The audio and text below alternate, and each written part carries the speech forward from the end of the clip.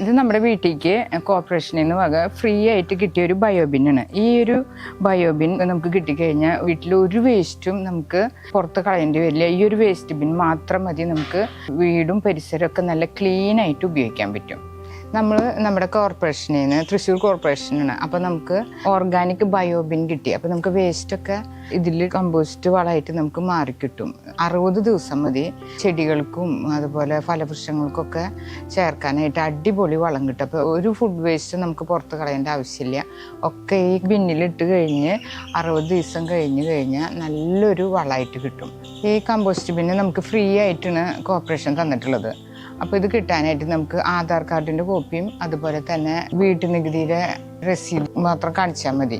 അപ്പോൾ നമുക്ക് ഇതുപോലെ ഇങ്ങനെ കോർപ്പറേഷനിൽ നിന്ന് എല്ലാവർക്കും കൊടുത്തിട്ടുണ്ട്. അപ്പോൾ നമുക്ക് ഇതുപോലെ ഒരു 3 ബിന്നാണ് കിട്ടിയുള്ളത്, അതായത് 3 ബക്കറ്റ്.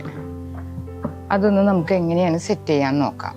ഇത് ഇനോക്കലാണ്, ഇതും കൂടിയിട്ടാണ് നമുക്ക് കിട്ടിയുള്ളത്. അപ്പോൾ 3 ബക്കറ്റും പിന്നെ ഈ ഒരു കുട്ടിച്ചാക്കും ഇതിൽ ഇനോക്കലാണ്. അപ്പോൾ നമ്മുടെ പുഴൊന്നും വരാതിരിക്കാൻ വേണ്ടിയിട്ട് ഇത് ഇട്ട് കൊടുത്തു കഴിഞ്ഞാൽ പുഴൊന്നും വരാണ്ട് നല്ല വളമായിട്ട് നമുക്ക് കിട്ടും.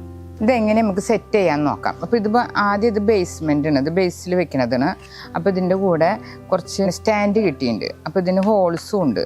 അപ്പോൾ ഓരോന്നോരോന്ന് നമുക്കിവിടെ വെക്കാം.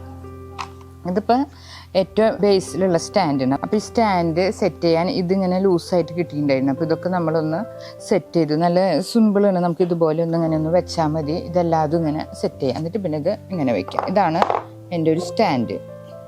അതിന് ശേഷം നമുക്ക് ഒരു ബക്കറ്റ് വയ്ക്കാം. അതിൽ പിന്നെ നമുക്കൊരു പൈപ്പ് ഉണ്ട്, അതും മുന്നിൽ വയ്ക്കാം. അത് കഴിഞ്ഞ് അടുത്ത സ്റ്റാൻഡ് വയ്ക്കാം. ഇതൊക്കെ ഇതിലിങ്ങനെ വെച്ച് കഴിഞ്ഞാൽ നല്ല ഫിറ്റായിട്ട് നിൽക്കും. പിന്നെ നമുക്ക് രണ്ടാമത്തെ ബക്കറ്റ് വയ്ക്കാം. അതിനുശേഷം ഇതുപോലെ ഇത് നമ്മൾ ഫുഡ് വേസ്റ്റ് ഒന്നും പുറത്ത് കളയാണ്ടിരിക്കാൻ വേണ്ടി നമുക്ക് ഗവൺമെൻറ് കോർപ്പറേഷൻ വഴി തന്നുള്ളതാണത്. പിന്നെ നമുക്ക് വെക്കേണ്ടത് കോലാണ്. ഇതിങ്ങനെ ഇത് വെച്ചതിന് ശേഷം നമുക്കിതിൻ്റെ മൂടിയാം. ഈ രീതിയിൽ വേണം നമ്മളിത് സെറ്റ് ചെയ്യാനായിട്ട്. അപ്പോൾ നമ്മുടെ ഈ ഓർഗാനിക് ബിന്ന് ഓക്കെ ഉണ്ട്. പിന്നെ നമുക്കുള്ളത് ഇതിനൊരു ക്യാപ്പ് ഉണ്ട്, അതൊന്ന് നമുക്ക് പൈപ്പിൻ്റെ മുകളിൽ വെക്കണം. അതിന് ശേഷം നമ്മൾ ഈ ലിഡ് വെച്ചിട്ട് ഇതുപോലെ അടച്ചു വെക്കണം. ഇതാണ് അതിൻ്റെ ഒരു രീതി. പിന്നെ ഉള്ളത് നമുക്ക് കിട്ടിയുള്ളത് ഒരു ട്രേ ആണ്. ട്രേ വെച്ചാൽ അടിയിലാണ് വെക്കേണ്ടത്. അടിയിൽ വെക്കുന്നത് വെച്ചാൽ വെള്ളം പോകുന്നത് സ്റ്റോർ ചെയ്യാൻ വേണ്ടിയിട്ടാണ്. അത് നല്ലൊരു വളമാണ്. അതിങ്ങനെ ഊർന്നൂർന്ന പൈപ്പിൽ കൂടെ വെള്ളം വരും. അത് സ്റ്റോർ ചെയ്യാൻ വേണ്ടിയിട്ടാണ് ഈ ഒരു ട്രേ വെച്ചുള്ളത്. ഒരു ട്രേ ഉണ്ട്, നമ്മൾ ഫ്രിഡ്ജിൻ്റെ അടിയിലൊക്കെ ഒരു ട്രേ ഉണ്ടാവില്ല, അതുപോലെ ഒരു ട്രേ ഉണ്ട്. അത് ഇതിൽ വെച്ചിട്ട് ഇതിൽ വെള്ളം ഊർന്ന് പോകുന്നത് 3 ദിവസം കൂടുമ്പോൾ നമ്മൾ മാറ്റണം. എന്നിട്ട് ഒരു 10 ഇരട്ടി വെള്ളം ഒഴിച്ച് ഡൈല്യൂട്ട് ചെയ്ത് നമ്മുടെ ചെടികളുടെ കടയ്ക്ക് ഒഴിച്ച് കൊടുത്താൽ നല്ലൊരു വളമാണത്. പൂക്കളുണ്ടാവുന്ന ചെടികൾക്കും നമ്മുടെ ഫ്രൂട്ട്സ് കിട്ടുന്ന ചെടികൾക്കൊക്കെ അത് നല്ലൊരു വളമാണ്. ഇത് എങ്ങനെയാണ് നമുക്ക് വേസ്റ്റ് ഇടലും അതിൻ്റെ രീതികളും നോക്കാം.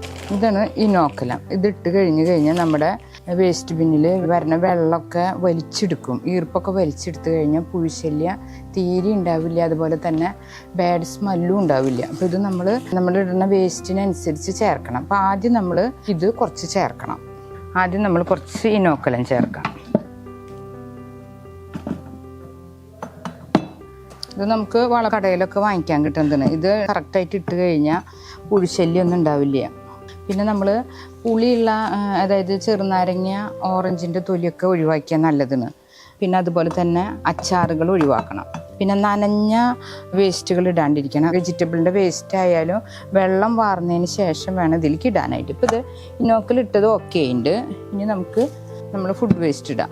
കാലത്ത് തൊട്ട് വൈകുന്നേരം വരെയുള്ള വേസ്റ്റ് ഒന്ന് വെള്ളമൊക്കെ വാർന്നതിന് ശേഷം വേണം നമ്മളിതിൽ ചേർക്കാനായിട്ട്. എല്ലാ നേരം വേസ്റ്റ് പിന്നെ തുറന്ന് ഇടരുത്. ഒരു ഫുൾ ഡേത്തെ വേസ്റ്റ് നമുക്ക് വൈകുന്നേരം നോക്കിയിട്ട് ഇടാം. ഇത് നമുക്ക് ഇങ്ങനെ ചെറിയ കഷ്ണമാക്കിയിട്ട് നല്ലതാണ്. ചോറ് എന്ത് വേണമെങ്കിൽ നമുക്ക് ഇടാം. ഇതിപ്പോൾ വെജിറ്റബിൾ വേസ്റ്റാണ് ഇപ്പോൾ ഞാൻ ചേർത്തുള്ളത്. ചോറ് വെള്ളം ഇല്ലാണ്ട് ചേർക്കാം. അതുപോലെ തന്നെ മുട്ടയുടെ തുണ്ടുണ്ടല്ലോ, അത് നമുക്ക് ചേർക്കാം. ഇതിങ്ങനെ പൊടിച്ച് ചേർക്കാം. അപ്പോൾ എല്ലാതും ഇട്ട് കഴിഞ്ഞ് ഫുഡ് വേസ്റ്റ് ഒന്നും നമുക്ക് പുറത്തേക്ക് കളയണ്ട. പിന്നെ അച്ചാറൊക്കെ ഒഴിവാക്കുന്നത് നല്ലതാണ്, എണ്ണമയുള്ളത്. ഇത് ചേനയുടെ തൊലിയാണ്. ഇപ്പം എല്ലാ ഫുഡ് വേസ്റ്റും ഒരു ദിവസത്തെ നമ്മൾ ഇട്ടു. ഈ രീതിയിൽ വേണം നമ്മൾ ഇത് സെറ്റ് ചെയ്യാനായിട്ട്. അപ്പോൾ പിന്നെ നമുക്ക് ഒരിക്കലും പുഴുശല്യൊന്നും വരില്ല. അതിന് ശേഷം നമ്മൾ ഇനോക്കുലിടാം. അതിന് ശേഷം പിന്നെ നമ്മൾ ഇത് തുറന്നിട്ട് ഒന്നും ഇടരുത്. പിന്നെ നാളെ വേണം ചെയ്യാനായിട്ട്, നാളെ വൈകുന്നേരം. അപ്പോഴതിന് വർക്ക് ചെയ്യാനുള്ള ടൈം കിട്ടുക. അപ്പോൾ ഇത് ഫുഡ് വേസ്റ്റായിട്ട് വർക്ക് ചെയ്ത് നല്ല വളമായിട്ട് നമുക്ക് കിട്ടും. 60 ദിവസം കൊണ്ട് നമുക്ക് നല്ലൊരു കമ്പോസ്റ്റ് വളം കിട്ടും. പിന്നെ ഈ വളം തന്നെ നമുക്ക് ഈ ഇനോക്കുലം പോലെ യൂസ് ചെയ്യാം.